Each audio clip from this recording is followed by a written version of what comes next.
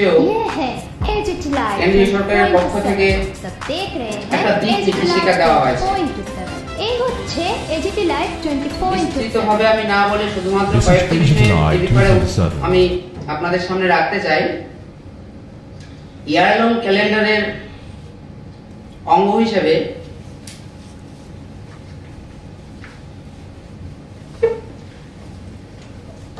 Education দপ্তর, শিক্ষা দপ্তর এবং পঞ্চায়েত দপ্তরকে বিশেষ ভূমিকা নিতে হবে। পঞ্চায়েত দপ্তরের পক্ষ থেকে প্রত্যেকটি পঞ্চায়েতে বিশেষ কর্মসূচি নেওয়া হবে। এই গ্রাম সভার মাধ্যমে বিস্তৃত বিষয় আপনাদেরকে আমার সঙ্গে যারা রয়েছেন তারা ব্যাখ্যা করে বলবেন কি কি বিষয়ে ওনারা পঞ্চায়েত দপ্তরের পক্ষ থেকে এবং শিক্ষা দপ্তরের পক্ষ থেকে কর্মসূচিগুলো নেবে। অন্যান্য দপ্তরও, প্রত্যেকটা দপ্তরই তাদের মতো করে এই কর্মসূচি হাতে নেবে এবং তা আগামী 30 তারিখের মধ্যে আইন দপ্তরের কাছে পাঠাবে, যেগুলি আইন দপ্তর একসাথে করে কম্পাইল করে সবাইকে বৎসরের ক্যালেন্ডার হিসেবে সার্কুলেট করবে। আর তারপরে বাকি সব যেসব বিষয় আছে সেগুলিকে বলার জন্য আমি আমার একটি বিশেষ উদ্দেশ্যে সংক্ষিপ্ত সময়ের নোটিশে আজকের এই প্রেস মিটের আয়োজন করা হয়েছে। আপনারা জানেন 26 নভেম্বর প্রত্যেক বছর সংবিধান দিবস হিসেবে পালন করা হয়। এই বিষয়ে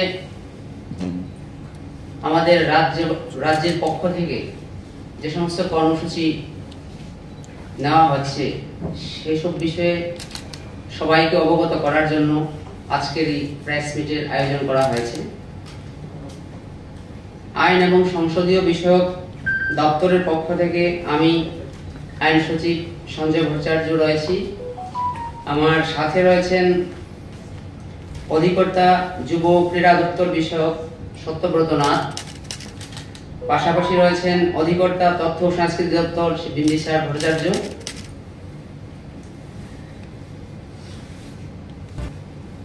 ছাব্বিশে নভেম্বর 1949 সালে আমাদের সংবিধান গৃহীত হয়েছিল এবং তার ঠিক 2 মাস পর 26 জানুয়ারি 1950 সালে সেটি কার্যকরী হয়। আপনারা হয়তো জানেন প্রত্যেক বছরই এই দিনটিকে বিশেষ মর্যাদার সাথে পালন করা হয়। ঠিক একইভাবে এবছরও সমগ্র দেশে এই দিনটিকে এক বিশেষ মর্যাদার সঙ্গে পালন করার সিদ্ধান্ত নেওয়া হয়েছে।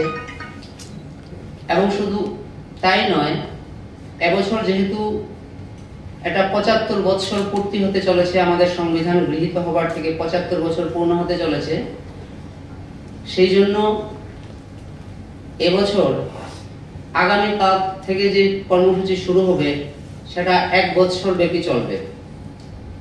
ইয়ার লং প্রোগ্রামের আয়োজন করা হয়েছে এবং কেন্দ্রীয় সরকার থেকে এই বিষয়ে প্রত্যেক রাজ্য সরকারকে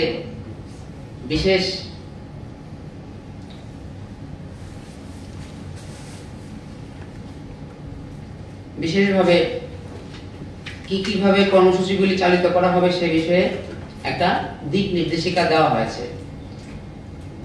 এই বিষয়কে দৃষ্টি রেখে আমরা আগামীকাল 26শে নভেম্বর একটা মেইন প্রোগ্রাম করতে যাচ্ছি, যেটা হবে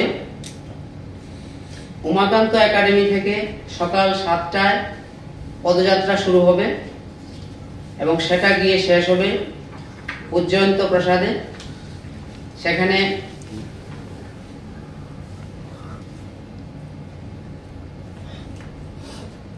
প্রস্তাবনা পাঠের মাধ্যমে সেটার সমাপ্তি হবে। এই যে পদযাত্রা সেটাতে উপস্থিত থাকার সম্মতি দিয়েছেন আমাদের মাননীয়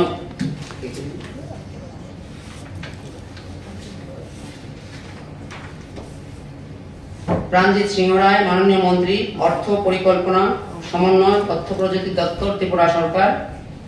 তিনি প্রধান অতিথি হিসেবে উপস্থিত থাকবেন এবং সম্মানিত অতিথি হিসেবে উপস্থিত থাকবেন শ্রী টিঙ্কু রায়, মাননীয় মন্ত্রী, যুব বিষয়ক ও ক্রীড়া, সমাজ শিক্ষা ও সমাজ কল্যাণ এবং শ্রম দপ্তর, ত্রিপুরা সরকার।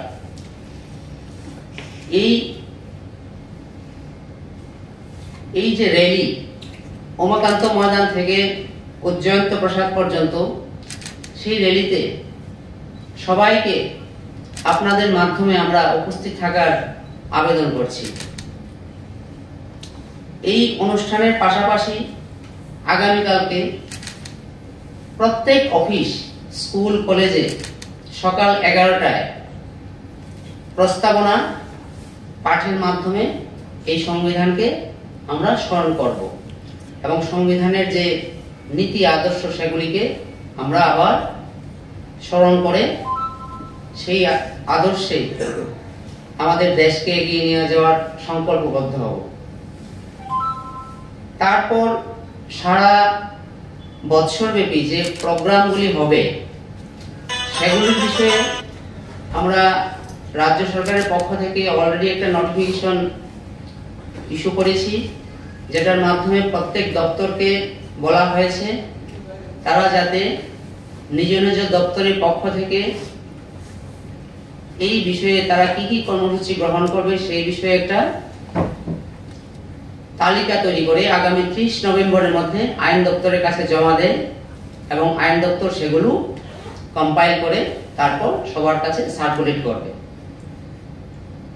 এই বিষয়ে আমি আরেকটু বলতে চাই, এই যে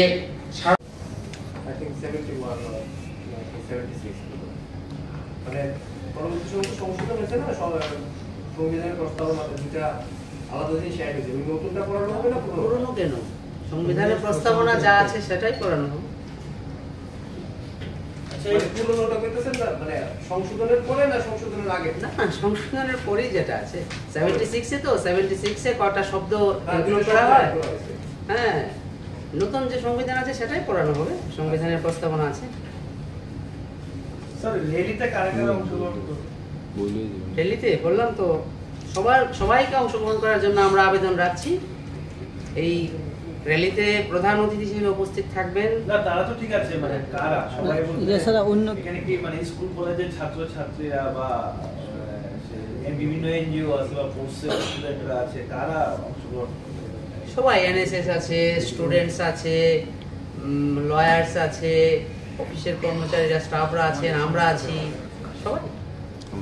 সবাইকে আমরা এত উপস্থিত থাকার জন্য আবেদন করছি।